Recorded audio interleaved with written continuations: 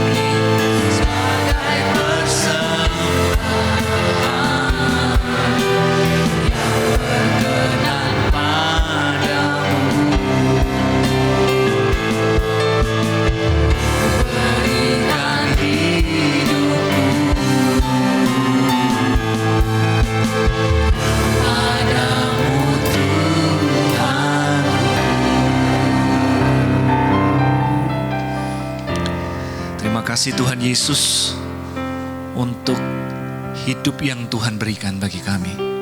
Tuhan Yesus, kami sungguh mengakui kalau sampai hari ini Tuhan izinkan kami masih hidup, kami masih ada, menikmati kebaikan Tuhan, ada di tempat ini memuji Tuhan, menyembah Tuhan. Sungguh ini semata-mata karena kemurahan Tuhan dalam kehidupan kami.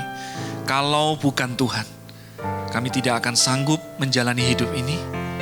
Tanpa Tuhan, kami tidak mau melangkah sendiri. Tuhan Yesus, sebentar kami sungguh merindukan suara Tuhan. Berbicara secara pribadi kepada kami. Biar kiranya Tuhan mengurapi kami semuanya. Biar setiap jemaat boleh membuka hati, telinga, sehingga ketika firman Tuhan itu disampaikan, biar sungguh kami boleh menerimanya sebagai firman yang hidup dalam kehidupan kami. Sungguh Tuhan, kami berdoa juga Tuhan memberkati dan mengurapi hamba-Mu. Dalam keterbatasan ini boleh menyampaikan isi hati Tuhan, sehingga sungguh-sungguh nama Tuhan dipermuliakan. Kami siap menerima firman-Mu di dalam berkat nama Yesus Kristus. Haleluya. Setiap kita yang siap mendengar firman Tuhan katakan amin. Silakan duduk. Bapak Ibu sidang jemaat yang dikasihi Tuhan, Shalom. Puji Tuhan, senang sekali saya bisa kembali berada di tempat ini. Saya ingin mengucapkan banyak terima kasih kepada Pastor Hari, tim penggembalaan di tempat ini yang memberikan kepercayaan bagi saya untuk menyampaikan pesan Tuhan. Tidak terasa Bapak Ibu, kita ada di penghujung tahun 2024 ya. Ini merupakan sungguh satu anugerah bagaimana Tuhan menuntun kita. Di awal tahun 2024 banyak sekali berita-berita yang kita dengar bahwa tahun ini akan menjadi tahun yang sulit begitu ya. Tetapi puji Tuhan, kita ada di akhir minggu terakhir di tahun 2024, kita bisa bernafas lega, berterima kasih, bersyukur. Tuhan sungguh-sungguh, kalau bukan Tuhan kita tidak bisa ada sampai hari ini. Nah, bagaimana perjalanan Anda di tahun 2024? Tentunya kalau saya memberikan kesempatan bagi Bapak Ibu untuk bercerita, pasti saya yakin banyak sekali warna dan cerita di sepanjang tahun 2024. Ada mungkin di antara kita yang berkata, wah ini tahun ini sungguh-sungguh luar biasa. Goncangannya luar biasa. Tapi puji Tuhan kami bisa melaluinya.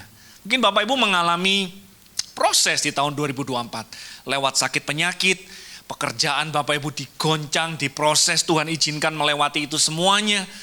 Dan kita bersyukur kita masih ada sampai hari ini. Mungkin ada cerita yang lain dari antara kita. Mungkin kita merasa Tuhan justru memberkati kita dengan berkat yang melimpah dan tidak terduga di tahun 2004. Saya tahu banyak sekali cerita dan kisah di balik perjalanan Anda di tahun 2024. Saya ingin mengajak kita di minggu terakhir untuk kita berefleksi, Bapak Ibu. Kenapa saya mengajak kita berefleksi? Karena Tuhan bekerja lewat refleksi. Nah, kalau saya bertanya, kalau bisa kita memilih, apakah kita akan memilih masa depan ataukah masa lalu? Saya yakin di antara kita pasti memilih, saya pengen masa depan. Saya pengen masa depan. Kenapa? Karena kita berpikir bahwa masa depan itu seolah-olah memberikan satu pengharapan. Seolah-olah masa depan itu memberikan satu mimpi, satu angan-angan di mana ketika kita memiliki masa depan, kita seolah-olah berpikir bahwa saya masih punya waktu, saya masih bisa berencana, saya masih punya kesempatan, begitu ya. Tetapi sama seperti kisah oma saya tumbuh besar bersama dengan oma, Bapak Ibu ya. Sejak kecil saya ini sering menggoda oma saya. Oma saya ini saya panggil mami karena saking dekatnya ya, saya bertumbuh besar dengan oma, saya panggil mami.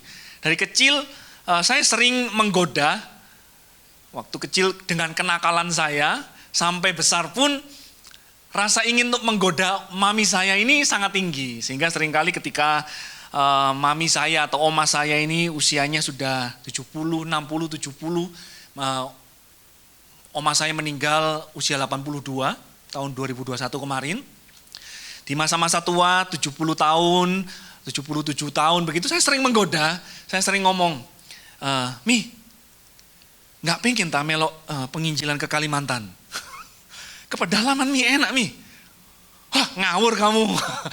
Karena kan sudah tua Bapak Ibu ya, jalan aja sudah mulai harus hati-hati begitu ya. Sekalipun sehat, sampai tua itu sehat oma saya. Hanya 1 minggu dia sakit, setelah itu meninggal. Setia sekali mengikut Tuhan. Saya sering, Mi, masa sih Mami cuman bahagia hidup seperti ini aja? Gak kepengen tak Mami ikut misionaris ke Afrika gitu. Masuk ke Amazon. Kamu ini godain orang tua terus. Nah saya sering kali digitukan ya. Tapi ya saya bercanda seperti itu. Tapi seringkali bagi oma saya, bagi mami saya ini, apa yang saya sampaikan ini seolah-olah kayak, sesuatu yang sudah tidak mungkin. Kenapa? Karena kalau kita berbicara rencana, goal dan masa depan, masanya ini sudah ada di sana. Sudah ada di masa depan. Sehingga ketika dia mau berpikir untuk berencana atau melakukan sesuatu yang sifatnya membutuhkan tenaga, membutuhkan waktu, membutuhkan banyak resource, itu seringkali sudah tidak memungkinkan lagi. Sehingga seolah-olah ketika orang pada titik tertentu, mereka sudah berpikir bahwa saya sudah tidak punya masa depan lagi, karena saya sudah ada di masa depan. Nah, padahal saya mau katakan, yang jauh lebih berharga itu adalah masa lalu. Kenapa? Masa depan itu sesuatu yang belum pasti. Siapa di sini yang bisa memastikan bahwa mereka akan punya masa depan? Kita akan bisa hidup 10 tahun, 20 tahun ke depan, sekalipun kita masih muda? Nggak ada yang bisa memastikan. 1 minggu ke depan saja kita nggak tahu. Tetapi masa lalu itu sudah pasti. Masa lalu itu milik kita. Masa lalu itu ada dalam genggaman tangan kita, sehingga kita perlu merefleksikan masa lalu. Ketika Tuhan bekerja lewat masa lalu dan kita merefleksikannya, maka di situ kita akan melihat pengharapan bagi masa depan. Amsal 23 ayat 18 mengatakan, karena masa depan sungguh ada dan harapanmu tidak akan hilang. Tuhan menjanjikan bagi kita yang percaya kepada Tuhan, yang sungguh-sungguh mau hidup berjalan bersama dengan Tuhan, Tuhan menjanjikan lewat musim apapun, lewat masa sulit seperti apapun, Tuhan menjanjikan bahwa masa depan itu ada bagi kita. Katakan amin. Tuhan menjanjikan bahwa ada harapan bagi kita yang berjalan bersama Tuhan dan berjalan di dalam jalan-jalan Tuhan. Bapak Ibu, ada 3 jenis pengharapan. Yang pertama itu pengharapan yang tidak realistis. Jadi kalau ada di antara kita yang mungkin suka menghayal, waduh enak ya kalau tiba-tiba saya buka IG terus ada Ji Jang Wook terus DM ke saya. Wah pasti happy. Nah, yang senyum nih pasti sering nonton filmnya. Saya cuma dengar saja ya, saya nggak pernah tahu seperti apa filmnya. Wah enak ya kalau Lee Seung Gi misalkan tiba-tiba WA ke saya. Wah pasti happy sekali. Apakah itu mungkin terjadi? Mungkin. Kalau kita ngomong hukum kemungkinan itu mungkin sekali terjadi. Sekalipun hanya 0,000 sekian persen ya. Kalau bahasa kerennya pengharapan yang seperti ini itu namanya halu. Itu bahasa kerennya ya. Kita menghayal begitu. Sekalipun ada kemungkinan. Nah, pengharapan model yang kedua itu namanya pengharapan yang realistis. Sama seperti seorang petani, kalau dia mencangkul, dia garap tanahnya, dia aliri air, dia pastikan semuanya bagus, dia tanam benih yang terbaik, kemudian dia jaga benih itu, kira-kira realistis nggak kalau dia berharap 1 kali dia akan panen? Realistis. Ini pengharapan yang realistis. Tetapi apakah bisa dijamin 100% pasti panen? Nggak bisa. Bisa jadi ada banjir tiba-tiba datang. Bisa jadi ada hama tiba-tiba menyerbu dan dia lengah. Tidak terawat, tidak terurus dengan baik, atau tidak tertangani dengan baik. Sehingga sekalipun dia sudah melakukan yang baik, dan dia punya hak untuk berharap. Pengharapan itu tidak menghasilkan sesuatu yang membahagiakan. Tetapi yang dikatakan oleh Amsal 23 ini adalah pengharapan ketika kita sungguh-sungguh bergantung kepada Tuhan, percaya kepada janji Tuhan, berjalan di dalam jalan-jalan Tuhan. Pengharapan yang seperti itu bahwa Tuhan adalah Tuhan yang berfirman, dia setia, dia pasti menggenapi firman-Nya. Ketika saya berjalan bersama dengan Tuhan, melakukan kehendak-Nya, maka setiap janji Tuhan akan digenapi dalam hidupku. Itu pengharapan yang dimaksud di sini. Bukan bergantung kepada kekuatan kita, tetapi bergantung kepada kesetiaan dan karakter Tuhan. Ini pengharapan yang Tuhan berikan. Nah, saya katakan tadi ketika kita merefleksikan masa lalu, kekayaan kita yang sesungguhnya yang memberikan pengharapan bagi masa depan, seringkali kita nggak merespon masa lalu itu dengan baik. Seringkali kita nggak merefleksikan masa lalu dengan benar. Banyak kali ketika kita melihat masa lalu, kita cenderung menyueki masa lalu kita. Kita cuek. Kita berpikir, ya udahlah masa lalu udah lewat, ngapain lagi kita pikir-pikir lagi yang lewat, yang berlalu ya sudah berlalu. Nggak perlu kita terlalu perhitungkan dan pikirkan. Banyak di antara kita menganggap waktu berjalan begitu saja dan kita nggak pernah merefleksikan dengan benar. Ada kita yang lain, kita menyembunyikan masa lalu kita. Entah mungkin apa yang terjadi, mungkin ada pengalaman-pengalaman pahit di situ, ada kesalahan-kesalahan yang kita lakukan, ada hal-hal yang membuat kita malu sehingga masa lalu itu kita sembunyikan. Ciri-cirinya ketika orang lain ngomong, dulu enak ya, waktu SMA begini, waktu zaman kuliah begini, waktu kita ada di tahun ini, enak sekali masa-masa ini. Kita cenderung menghindari pembicaraan tentang masa lalu. Menyembunyikan karena ada sesuatu yang mungkin memalukan kehidupan kita. Hal-hal yang ingin kita sembunyikan. Ada yang lain, kita menyesali masa lalu. Kita berpikir, aduh, kenapa ya kita hanyut dalam penyesalan, seolah-olah kita nggak bisa keluar dari masa lalu, sekalipun kita sudah ada di 2024, kita masih hidup di tahun 1993. Kita terikat pada kesalahan yang kita lakukan di masa itu, sehingga kita nggak bisa move on. Kita menyesali masa lalu kita. Kemudian kita membenci masa lalu kita. Entah apa yang terjadi, mungkin ada seseorang menyakiti kita, mungkin ada pengalaman-pengalaman pahit di sana yang tidak menyenangkan, sehingga kita membenci masa lalu, tidak mau membicarakan masa lalu, dan ketika kita mengingat masa lalu, kita pahit. Ada kita juga yang melihat masa lalu dengan mendewakannya. Nah, mendewakan masa lalu ini biasanya ditunjukkan ketika kita ngomong atau kita bertemu dengan beberapa orang tertentu yang mendewakan masa lalu, yang diomong masa lalunya terus. Dulu, waktu aku muda, wah kemana-mana itu, waduh orang kenal, sukses, waduh aku dulu pernah punya ini, waduh maju, pernah punya ini. Kita mendewakan masa lalu, karena kita terlalu membanggakannya. Nah, itu semuanya saya melihat bukan hal yang positif untuk merefleksikan masa lalu.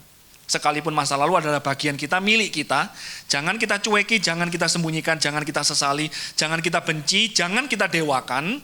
Tetapi kita perlu, yang pertama kita syukuri masa lalu.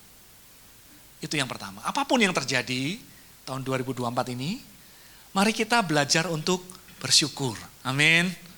Bersyukur, Tuhan baik. Baik, buruk, orang menyakiti kita, orang memperlakukan kita nggak baik, nggak adil, masa sulit, masa bahagia, kita belajar bersyukur. Kemudian ini yang akan menjadi topik pembahasan saya pada hari ini, kita belajar untuk membuahkan masa lalu. Membuahkan masa lalu. Tuhan ingin kita bukan hanya bersyukur, tetapi Tuhan ingin kita membuahkan masa lalu kita. Itu sebabnya saya kasih judul tema firman Tuhan pagi hari ini, membuahkan masa lalu.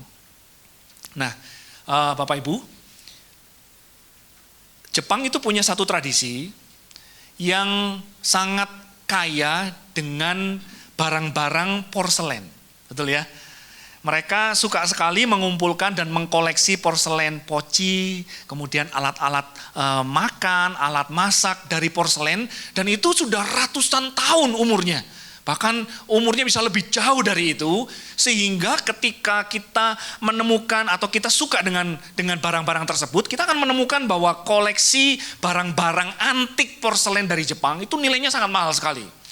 Nah, bahkan saya menemukan ada porselen yang paling mahal, yang pernah laku beberapa waktu yang lalu, itu nominal pembeliannya itu sangat fantastis. Mencapai kurang lebih 20 juta dolar Bapak Ibu. Untuk satu perangkat porselen. Wah, ini luar biasa sekali. Bahkan kalau kita mencari di internet ya, kita bisa membeli yang tidak sampai sefantastis itu. Kita bisa temukan harganya mulai dari jutaan sampai puluhan juta. Itu yang tersedia. Itu yang ada yang 100 tahun, 200 tahun. Nah, mereka sungguh memiliki tradisi budaya yang sangat kental dengan perangkat porselen. Nah, apa yang terjadi ketika perangkat ini jatuh dan pecah? Seringkali kalau itu terjadi kepada peralatan makan kita, piring kita lah, atau gelas kita ya, yang pasti kita bereskan, bersihkan, dan kemudian buang ya. Tetapi tidak demikian dengan orang Jepang Bapak Ibu. Mereka punya satu kesenian atau seni budaya yang namanya kintsugi. Nah, kintsugi ini ketika porselen mereka jatuh dan pecah, mereka tidak buang karena mereka menghargai sejarah dan budaya yang ada di baliknya. Jadi biasanya ini diidentifikasikan dengan satu memori tertentu. Ini mereka beli ketika momen ini. Atau mereka miliki ini, ada kenangan-kenangan di balik perangkat tersebut sehingga ketika itu jatuh mereka tidak buang, mereka kumpulkan, mereka bawa kepada pengrajin atau kintsugi master, artis, di mana kintsugi master ini akan berusaha untuk menyatukan. Kita tahu gelas yang pecah, cermin yang retak gak bisa kembali sempurna. Mereka mengerti juga itu. Tetapi mereka berusaha bukan untuk menjadikan seperti semula, tetapi mereka ingin membuat ini menjadi sesuatu yang lebih berharga dan lebih indah. Mereka merekatkannya dengan emas. Sehingga bukan hanya jadi lebih indah, tetapi lebih berharga. Nah, kenapa mereka lakukan ini? Ini ada nilainya Bapak Ibu. Mereka melihat ketika mereka ini sudah mereka miliki, sudah utuh kembali dengan emas atau perak biasanya yang merekatkan kembali. Setiap perabot ini punya cerita. Ini menunjukkan kelemahan dan keterbatasan kita. Setiap garis-garisnya ini ketidaksempurnaan kita. Ini hal-hal yang kita lakukan yang gak benar, yang gak sesuai. Ini kesalahan-kesalahan yang mungkin mewarnai hidup kita. Ini mungkin goresan-goresan luka dalam kehidupan kita yang menjadi bagian hidup kita. Tetapi di tangan sang seniman kintsugi, hidup kita gak hancur. Hidup kita nggak rusak, hidup kita nggak jatuh dan kemudian tidak berguna lagi, tetapi justru menjadi karya seni yang lebih indah dan lebih bernilai. Nah, masa lalu kita bisa jadi penuh dengan luka, sehingga itu menimbulkan kepahitan. Masa lalu kita penuh dengan penyesalan. Ada banyak hal yang kita lakukan yang kita sesali. Masa lalu kita penuh dengan hal-hal yang tidak kita inginkan. Tetapi hari ini saya ingin mengajak kita untuk melihat dua tokoh yang membuktikan kepada kita hari ini bahwa kita bisa melihat ke belakang, apapun bentuk masa lalu kita, bagaimanapun Tuhan bawa kita di tahun 2024, kita bisa percaya bahwa Tuhan adalah the true master of kintsugi artist.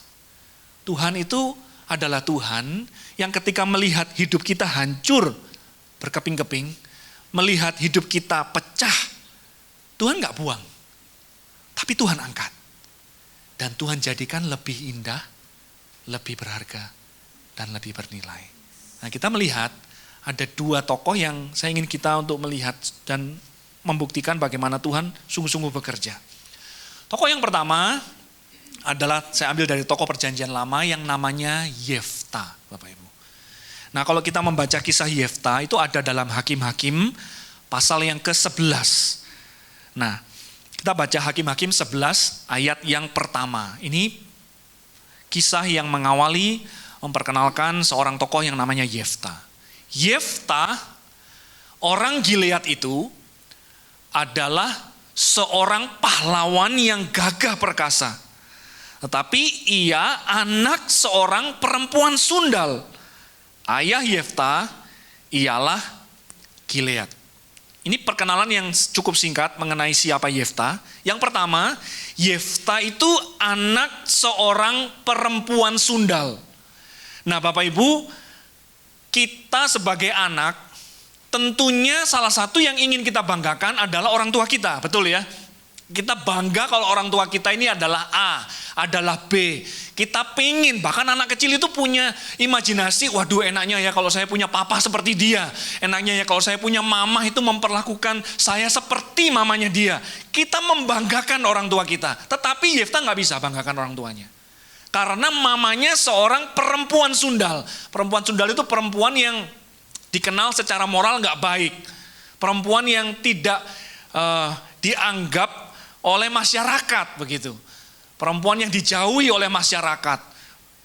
Menyebut mamaku perempuan sundal itu sesuatu yang tidak akan pernah terpikirkan di kacamata Yefta. Bisa jadi Yefta tidak tahu siapa mamanya. Dia nggak kenal siapa mamanya. Dan yang pasti Yefta tidak membanggakan bahwa dia adalah seorang anak perempuan sundal. Yefta tidak meminta untuk dilahirkan. Dan Yefta tidak bisa memilih siapa yang jadi keluarganya. Dan kalau dalam kenyataan ini Yefta melihat ke belakang, Tuhan, saya nggak minta lo dilahirkan. Kenapa kok Tuhan lahirkan saya di keluarga yang seperti ini? Mama saya kenapa Tuhan izinkan seorang perempuan sundal? Kenapa Tuhan? Kok jahat banget? Bukan hanya saya nggak bisa membanggakan siapa orang tua saya bahkan nggak bisa ngomong, memperkenalkan mama saya kepada orang-orang yang ada di sekitar saya. Kenapa Tuhan? Nah, seringkali ini masa lalu yang menimbulkan penyesalan dan sakit hati dalam diri kita. Sesuatu yang di luar kekuasaan kita. Tuhan, kenapa kok seperti ini? Kenapa kok saya bisa ada dalam situasi seperti ini? Kenapa kok saya punya keluarga seperti ini? Kenapa kok saya punya kakak seperti ini? Kenapa saya punya adik seperti ini? Tuhan, ini bukan pilihan saya. Kenapa saya ditempatkan di tempat seperti ini? Tuhan, kenapa? Ini masa lalu. Yefta tidak meminta untuk dilahirkan, dan Yefta tidak memilih keluarganya, tetapi dia ada dalam situasi seperti ini. Tidak lama ketika Yefta bertumbuh besar, dari cerita ini kita tahu bahwa Yefta dibesarkan bukan oleh mamanya, tetapi oleh keluarga ayahnya.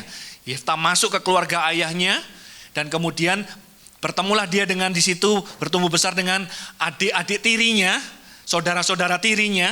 Pada titik tertentu mereka tahu bahwa satu kali nanti papa Yefta yang namanya Gilead ini satu kali ketika meninggal akan meninggalkan warisan. Tidak dikatakan seberapa besar dan seberapa banyak warisannya, tetapi warisan seringkali jadi masalah dalam keluarga.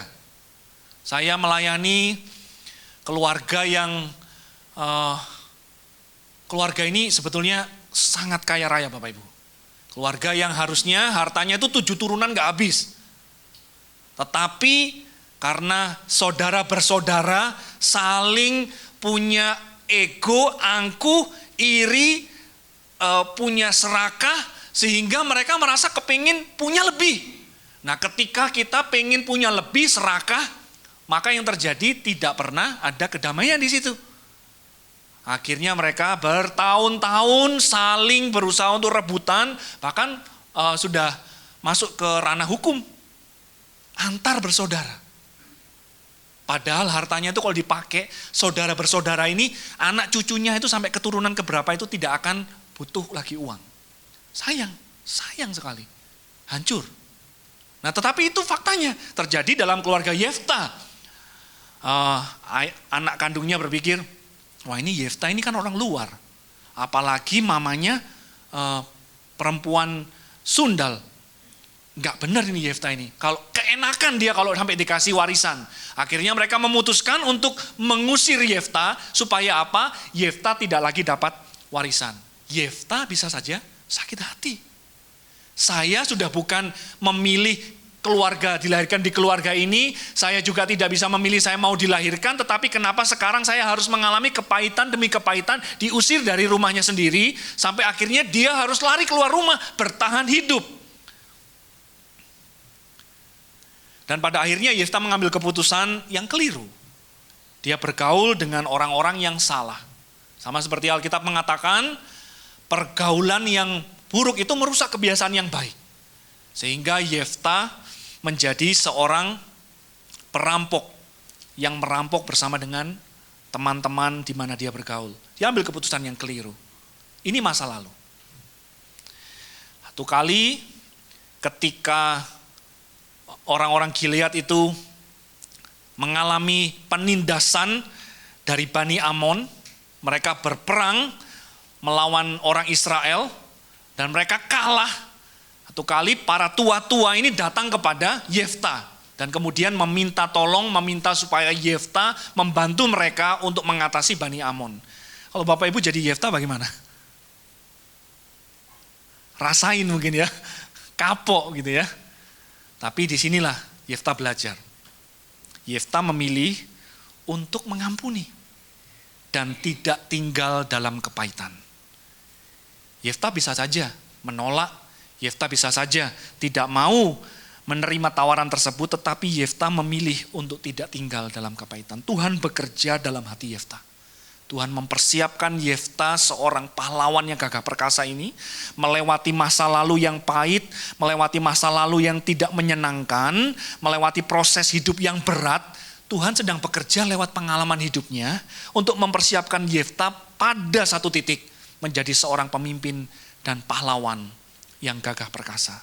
Pada titik itu promosi Tuhan datang dan Tuhan sudah menyiapkan hati Yefta untuk mengampuni dan tidak tinggal dalam kepahitan.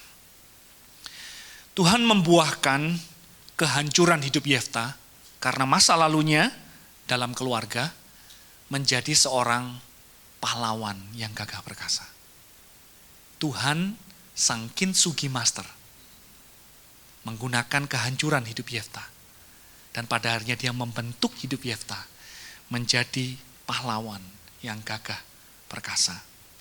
Contoh yang kedua, saya ambil dalam tokoh Perjanjian Baru, Bapak Ibu.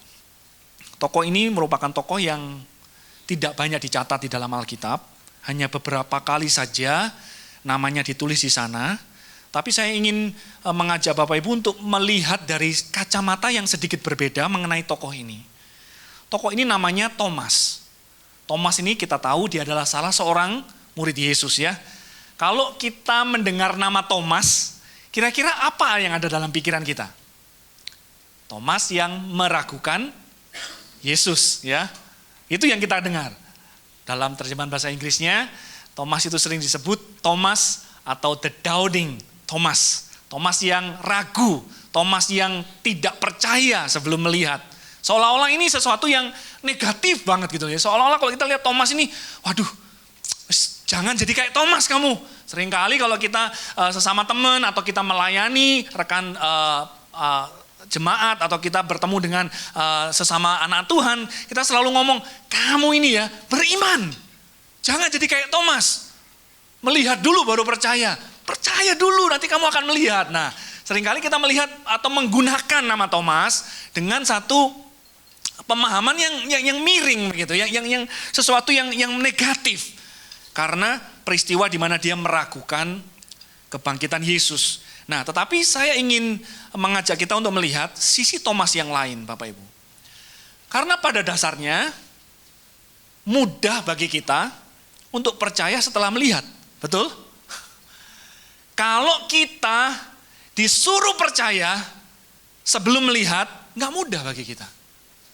Nggak mudah. Tetapi mudah sekali bagi kita untuk percaya setelah melihat. Artinya apa?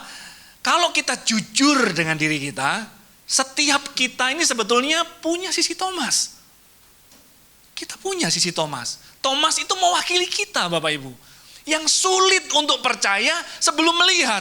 Masa sih Tuhan akan tolong saya? Percaya, sulit. Masa sih Tuhan akan membawa saya untuk melewati ini semuanya? Ayo percaya aja, beriman Pak, berdoa Bu, keluarganya pasti dipulihkan. Sulit, sulit. Setelah lewat semuanya, baru kita bisa ngomong, Tuhan itu ajaib, Tuhan itu luar biasa. Setelah kita melewati itu semuanya. Sisi Thomas dalam diri kita. Betapa mudahnya untuk menjadi pesimis dan kehilangan iman ketika kita nggak melihat.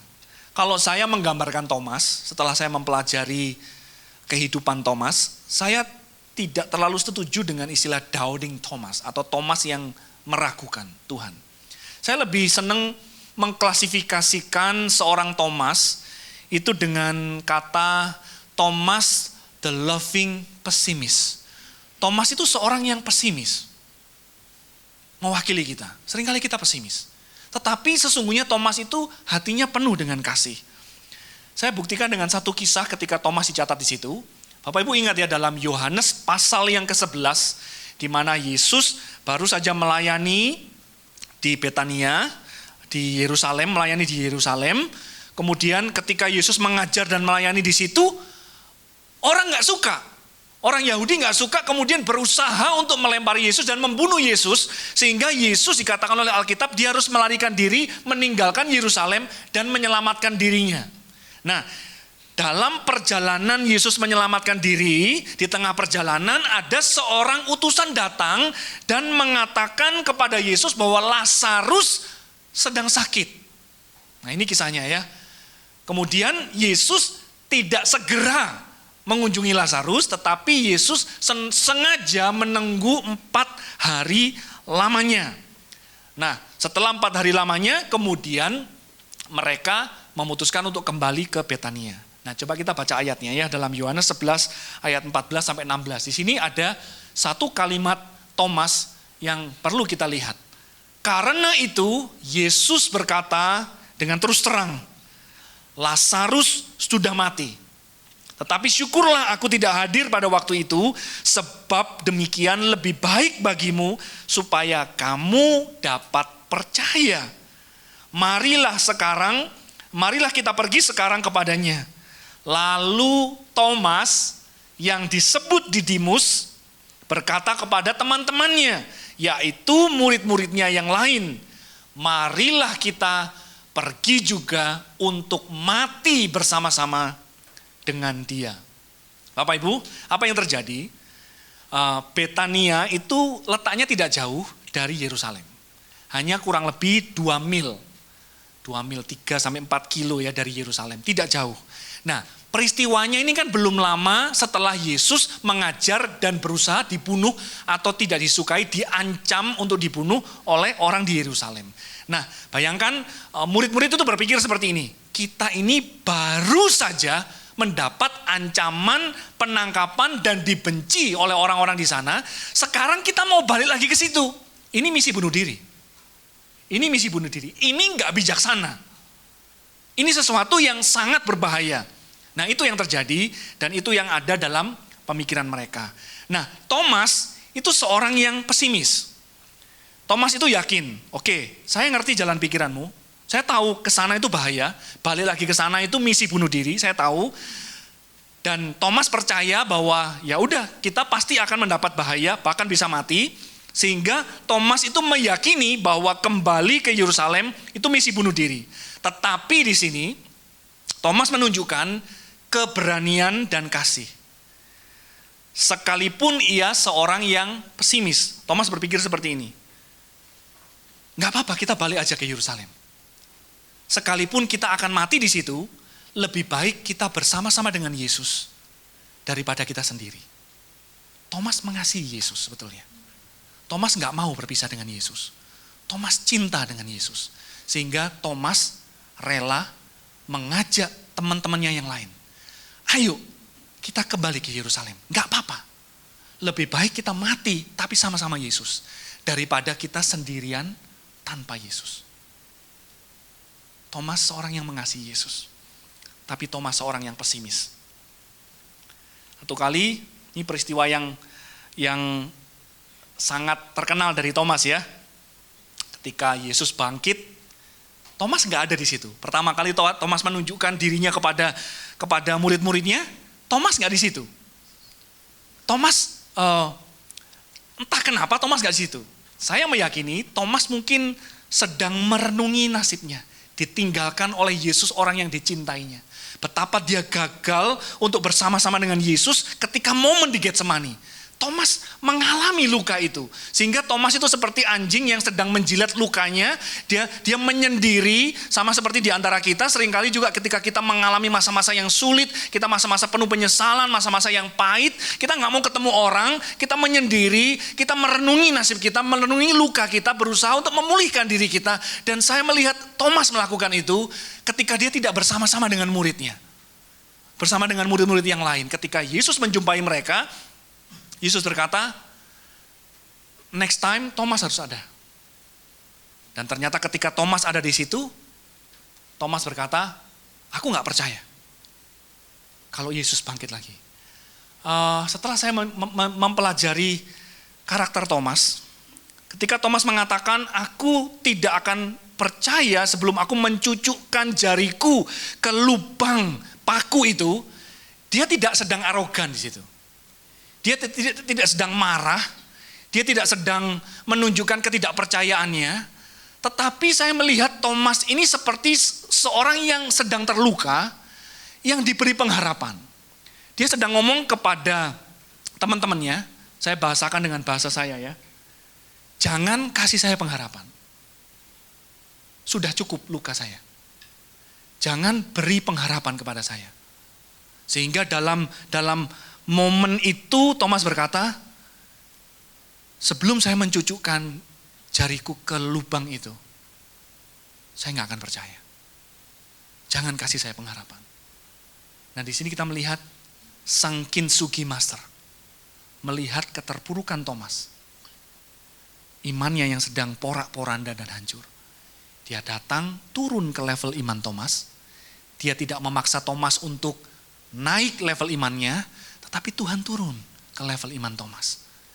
Dan dia menjumpai Thomas, dia katakan, Thomas, kemarilah. Taruh tanganmu di sini. Disitulah peristiwa ini dicatat. Yohanes 20 ayat 27 sampai 28. Kemudian ia berkata kepada Thomas, taruhlah jarimu di sini dan lihatlah tanganku. Ulurkanlah tanganmu dan cucukkan ke dalam lambungku dan jangan engkau tidak percaya lagi, melainkan percayalah. Thomas menjawab dia, ya Tuhanku dan Allahku. Ini momen di mana retakan-retakan serpian-serpian hidup Thomas, Tuhan Yesus ambil dan kumpulkan kembali. Menjadi sesuatu yang lebih indah dan lebih berharga. Thomas menjadi pribadi yang berbeda Bapak Ibu. Nampaknya dalam perjalanan kisah hidup Thomas, dia selalu ingat, Thomas, jangan engkau tidak percaya lagi. Melainkan percayalah. Kalimat ini diingat oleh Thomas sepanjang hidupnya. Bapak Ibu, kisah akhir hidup Thomas tidak dicatat di Alkitab. Tapi kalau kita belajar sejarah gereja dan tradisi yang diajarkan turun-temurun, yang saya akan ceritakan bagaimana kisah hidup Thomas. Thomas itu pelayanan jauh sekali Bapak Ibu. Thomas pelayanan bahkan sempat dikatakan Thomas itu masuk ke Asia. Bahkan pernah dikabarkan ada satu yang menceritakan bahwa Thomas itu pernah sampai singgah ke Indonesia. Tapi pada akhirnya dia kembali dan Thomas lebih dikenal pelayanan penginjilannya itu di India. Itu Thomas. Thomas itu jauh sekali dia menginjil. Karena apa? Dalam hatinya terngiang-ngiang sang Kintsugi Master itu berkata kepada dia, Thomas, jangan kamu tidak percaya lagi, tetapi percayalah. Semangat itu yang dia bawa. Ketika dia menjadi porselen yang utuh, bukan hanya utuh seperti dulu, tetapi lebih berharga, lebih mulia. Thomas melakukan jauh melebihi kapasitasnya. Dia pergi jauh, sampai pada akhirnya dia menetap di India.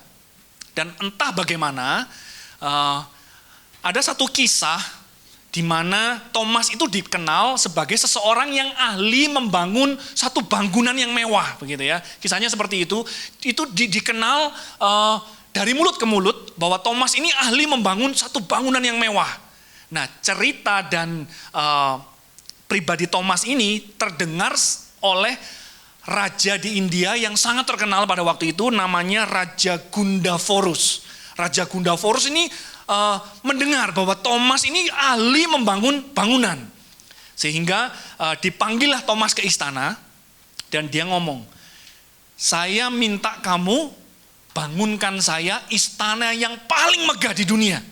Pokoknya kalau orang melihat istana saya, orang akan kagum dengan istana saya, seluruh dunia akan bisa mengagumi kemegahan, keindahan, dan kemuliaan istana saya. Bisa nggak kamu lakukan itu? Thomas ngomong, saya bisa. Saya akan bangunkan buat kamu.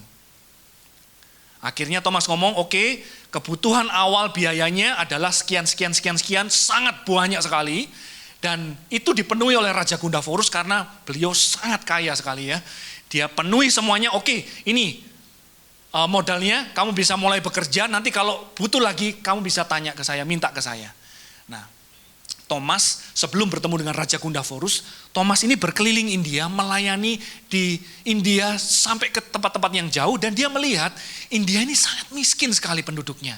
Banyak sekali orang yang kelaparan, banyak sekali orang yang meninggal, anak-anak yang meninggal karena kekurangan gizi dan kelaparan. Thomas melihat itu dan iba sekali. Melayani sambil jatuh hati bagaimana dia bisa menolong orang-orang yang miskin di India ini.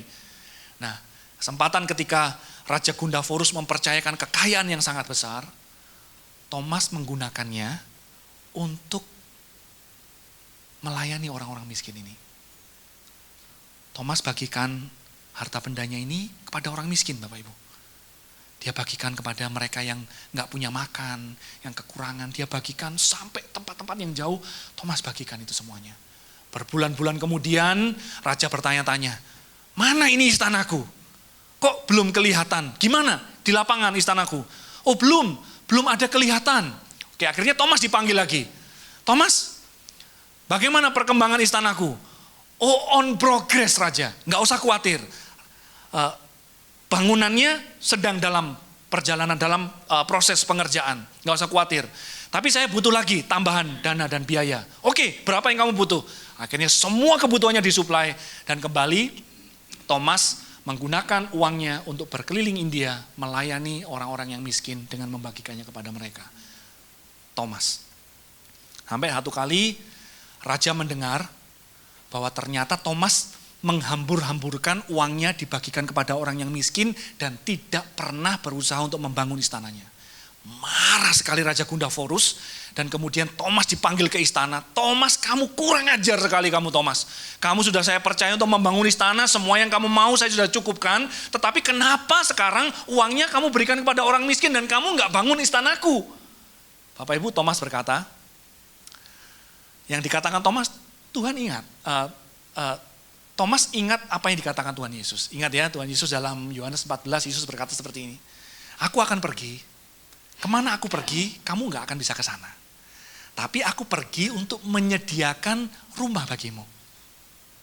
Supaya ketika nanti kamu bersama-sama dengan aku, kamu akan banyak tempat. Di rumah Bapakku banyak tempat. Aku pergi untuk menyediakan tempat itu semuanya bagi kamu. Thomas ternyata memperhatikan semua yang diajarkan oleh Tuhan Yesus dan Roh Kudus mengingatkan itu sehingga ketika Raja Gundaforus bertanya, mana istanaku? Thomas dengan berani mengatakan seperti ini. Tuanku Raja minta istana yang megah, sangat indah, di mana seluruh dunia akan mengaguminya. Istana Tuanku Raja tidak ada di bumi ini. Nanti ketika Tuanku Raja meninggalkan dunia ini, Tuanku Raja akan melihat istana yang megah itu terbangun di surga. Karena Thomas tahu dan Thomas ingat ketika Yesus berkata, barang siapa memberikan kepadaku segelas air minum kepada mereka yang membutuhkan, engkau sedang melakukannya untuk aku. Thomas ingat semua perkataan itu. Sehingga ketika Thomas melakukan itu semuanya, Thomas tidak sedang melakukan kepada orang miskin saja. Thomas sedang tahu, dia membayangkan, I do it for Jesus. Aku melakukan ini untuk Tuhan Yesus. Aku melakukan ini untuk Tuhan Yesus. Aku melakukan ini untuk Tuhan Yesus. Aku melakukan ini untuk Tuhan Yesus. Dan upahnya besar di surga. Dan Thomas mengatakan, istananya nanti akan dilihat ketika Tuanku Raja meninggal. Marah, naik pitam sampai ke ubun-ubun. Raja Gundaforus ngomong, penjarakan Thomas, siap untuk dieksekusi. Thomas masuk penjara, dengan segala resikonya dia akan dieksekusi. Tetapi Tuhan itu baik Bapak Ibu. Saudara kandung Raja Gundaforus pada saat itu sedang sakit keras. Nah, malam itu sebelum Thomas dieksekusi, saudara kandung dari Raja Gundaforus ini meninggal dunia. Dan ketika dia meninggal dunia, ini ceritanya bisa diceritakan karena tidak lama setelah dia meninggal dunia, dia Tuhan izinkan bangkit dan hidup lagi. Dan dia cerita, waktu dia meninggal dunia, dia melihat ada satu bangunan yang sangat megah katanya. Bangunan apa ini kok sangat megah sekali, aku pengen punya yang seperti ini. Dan malaikat mengatakan, ini istana Raja Gundaforus. Dan kemudian setelah dia bangkit dari kematian, dia menceritakan apa yang dialami kepada Raja Gundaforus. Dan disitulah Raja Gundaforus terbuka mata imannya. Dan dia percaya kepada apa yang dikatakan oleh Thomas. Thomas tidak jadi dieksekusi, dia dipanggil. Dan kemudian keluarga Raja Gundaforus bertobat dan percaya kepada Injil. Thomas melanjutkan pelayanannya ke seluruh India Bapak Ibu. Sampai satu kali ada imam-imam Hindu yang tidak suka dengan pelayanan Thomas karena banyak sekali orang yang bertobat karena pelayanan Thomas. Dan akhirnya Thomas ditusuk mati menjadi martir, ditusuk dengan tombak. Sampai akhir hidupnya Thomas memegang perkataan Tuhan Yesus. Thomas, jangan kamu tidak percaya, tetapi percayalah. Thomas yang seorang pesimis, Thomas yang kita kenal meragukan Tuhan, hidupnya hancur, imannya runtuh berantakan. Tuhan angkat, Tuhan jadikan indah. Hari ini, saya tidak tahu pengalaman Bapak Ibu di tahun 2024 seperti apa. Bapak Ibu seolah-olah berpikir bahwa bisa nggak ya saya masuk ke 2025.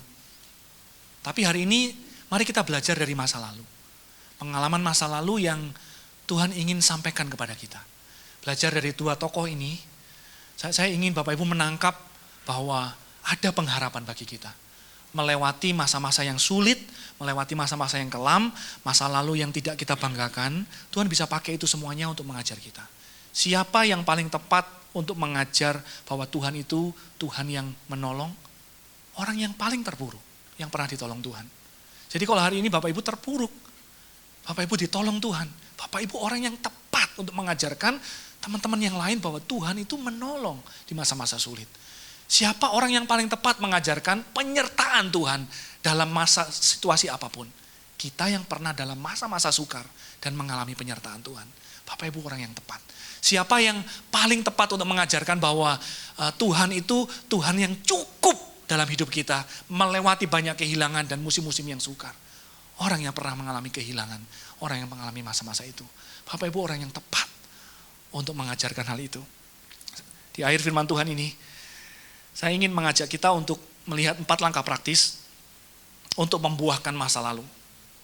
Yang pertama Bapak Ibu, jangan lupa bersyukur. Bersyukur. Supaya Tuhan bisa menggunakan hidup kita dan masa lalu kita untuk berbuah, kita perlu bersyukur. Diawali dengan ucapan syukur. Ucapan syukur untuk apa? Apa yang harus saya syukuri? Bersyukur bahwa saya masih ada sampai hari ini. Kalau saya masih hidup, masih ada kesempatan. Kalau saya masih bernafas, Tuhan sedang bekerja.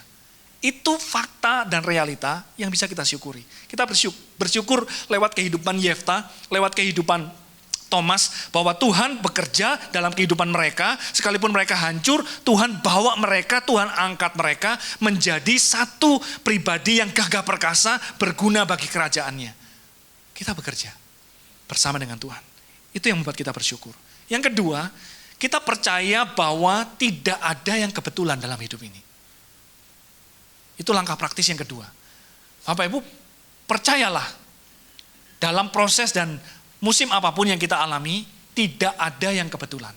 Kalau Yefta lahir dari perempuan sundal, Yefta diusir dari keluarganya, tidak kebetulan. Kalau Yefta harus mengambil keputusan yang salah, Tuhan izinkan dia harus melewati masa-masa menjadi perampok, tidak kebetulan semuanya. Tuhan bisa pakai dan ramu itu semuanya menjadi sesuatu yang akan berguna bagi kemuliaannya. Percaya bahwa tidak ada yang kebetulan dalam hidupmu. Yang ketiga, pilih untuk taat kepada Tuhan. Taat kepada firman Tuhan. Saya tahu taat kepada firman Tuhan itu seringkali membawa kita keluar dari zona nyaman. Membawa kita untuk melangkah lebih jauh di mana kita nggak suka ke situ. Tapi pilih untuk taat kepada firman Tuhan. Seperti Thomas. Lebih baik saya kembali ke Yerusalem, ke Betania, dan mati, tapi sama Tuhan Yesus. Daripada saya sendiri cari jalan aman sesuai dengan pikiran saya, tapi nggak ada Yesus di situ. Tahun 2025, pilih untuk berjalan bersama dengan Tuhan. Amin. Karena berjalan dengan Tuhan, melewati lembah bayang maut, itu jauh lebih aman daripada berjalan sendirian dimanapun Bapak Ibu berjalan. Berjalan bersama dengan Tuhan. Yang terakhir, yang keempat, fokuslah kepada kelebihan yang Tuhan karuniakan. Fokus. Yefta terbentuk menjadi seseorang yang pandai dan ahli berperang. Karena pengalamannya menjadi perampok. Dan Yefta fokus di situ. Tuhan pakai di situ. Saya yakinlah di tengah segala kelemahan, keterbatasan kita, ada kelebihan yang Tuhan taruh di situ.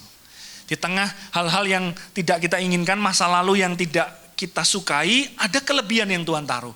Mungkin Bapak Ibu punya kelebihan dalam karunia berdoa. Kelebihan dalam kemampuan untuk berbisnis, berusaha. Kemampuan untuk mementor. Bapak Ibu tuh sangat care dengan orang-orang yang sedang terpuruk. Itu Bapak Ibu kelebihan. Itu bukan kebetulan. Bapak Ibu sangat punya hati kepada orang-orang yang belum kenal Tuhan. Itu kelebihan. Terlepas dari apa masa lalumu, bagaimana buruknya hal tersebut, fokus kepada kelebihan yang Tuhan taruh dalam hatimu.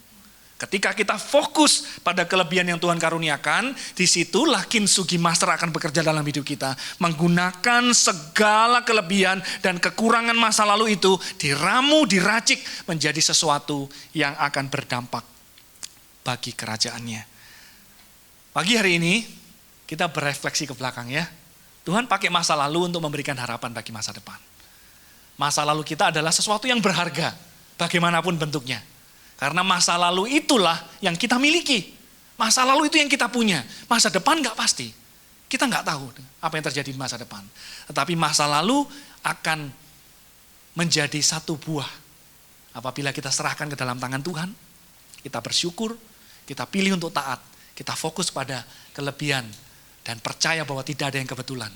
Maka Tuhan akan pakai hidup kita, masa lalu yang sudah kita lewati, untuk memberikan harapan bagi masa depan yang penuh dengan pengharapan. Amin. Tuhan Yesus memberkati kita semuanya. Mari saya undang pemain musik dan singers untuk bisa membantu saya. Mari sejenak kita datang kepada Tuhan. Tuhan Yesus, sungguh kami bersyukur untuk firman-Mu. Mengajar kami bahwa selama kami masih hidup, selalu ada harapan. Karena hidup adalah kesempatan Tuhan.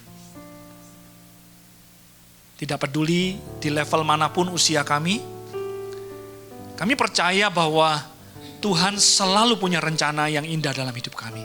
Kalau Tuhan masih izinkan kami hidup sampai hari ini, artinya rencana Tuhan belum selesai.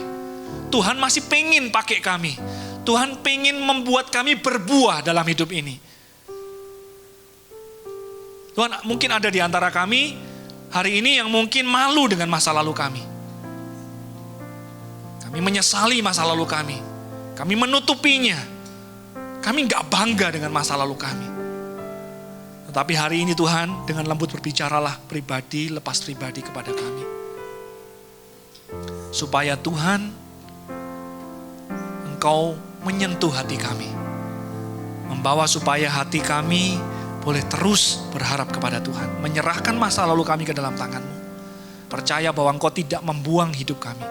Tetapi Engkau akan menampungnya, membawanya, menggunakan dan memakai hidup kami. Haleluya. Mari kita nyanyikan satu pujian. Hidup ini adalah kesempatan. Hidup ini untuk melayani Tuhan. Haleluya. Hidup ini adalah kesempatan. Hidup ini untuk melayani Tuhan. Jangan sia-siakan waktu yang Tuhan beri. Hidup ini harus jadi berkat. Oh Tuhan, oh Tuhan, pakailah hidupku selagi aku masih kuat. Bila saatnya nanti ku tak berdaya lagi, hidup ini sudah jadi berat. Saya jemput sidang jemaat, kita bangkit berdiri. Hidup ini adalah kesempatan. Amin. Hidup ini untuk melayani Tuhan. Jangan sia-siakan waktu yang Tuhan beri. Hidup ini harus jadi berkat.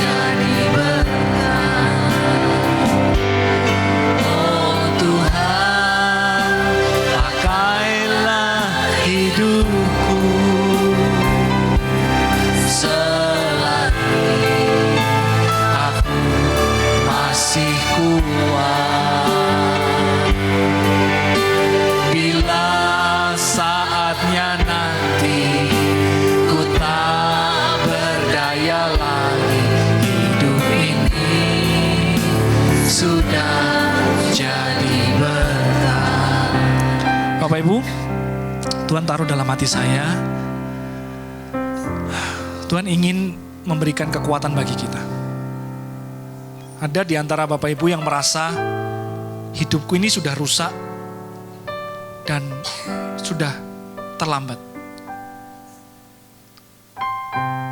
Tuhan mau katakan, Tuhan masih bisa pakai hidupmu. Hidupmu sangat berharga bagi Tuhan. Tuhan mau katakan tidak ada masa lalu yang terlalu kelam yang Tuhan gak bisa pakai. Justru Tuhan mau ingatkan, kalau Bapak Ibu merasa Bapak Ibu tidak layak dan unqualified, justru Bapak Ibu adalah kandidat yang paling tepat yang Tuhan mau pakai. Bapak Ibu, ada yang merasa Bapak Ibu sangat terbatas dan gak ada kelebihan. Aku gak bisa apa-apa, gak mungkin Tuhan bisa pakai. Tuhan mau pakai hidupmu. Fokus kepada hal-hal yang Tuhan taruh yang menjadi kelebihan. Tuhan akan pakai.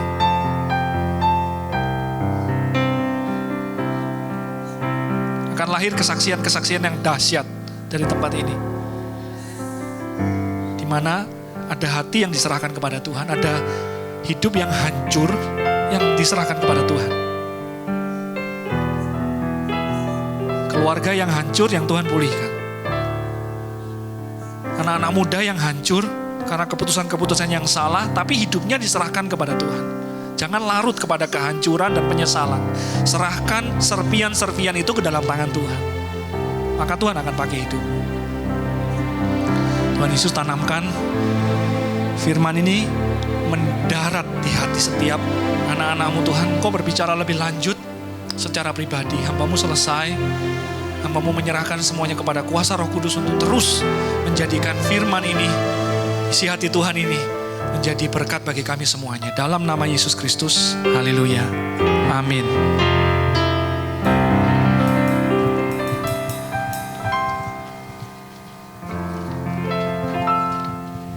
Shalom. Atas nama GB Hope kami mengucapkan terima kasih untuk pelayanan Pak Edi. Tuhan Yesus memberkati Pak. Saya akan langsung masuk ke dalam pengumuman. Bagi Bapak Ibu Saudara yang ingin memberikan persembahan dapat mengambil amplop yang ada di depan Bapak Ibu dan memasukkannya ke kotak persembahan tersedia setelah ibadah ini selesai. Untuk ibadah hari ini dapat diakses secara online seperti biasa, yang linknya akan nanti dibagikan melalui grup WhatsApp gereja kurang lebih jam 1 siang nanti. Untuk membangun keintiman dengan Tuhan, gereja mengajak semua jemaat untuk menyembah Tuhan di rumah masing-masing setiap jam 8 malam. Saudara bisa mengajak seluruh anggota keluarga untuk terlibat dalam penyembahan ini.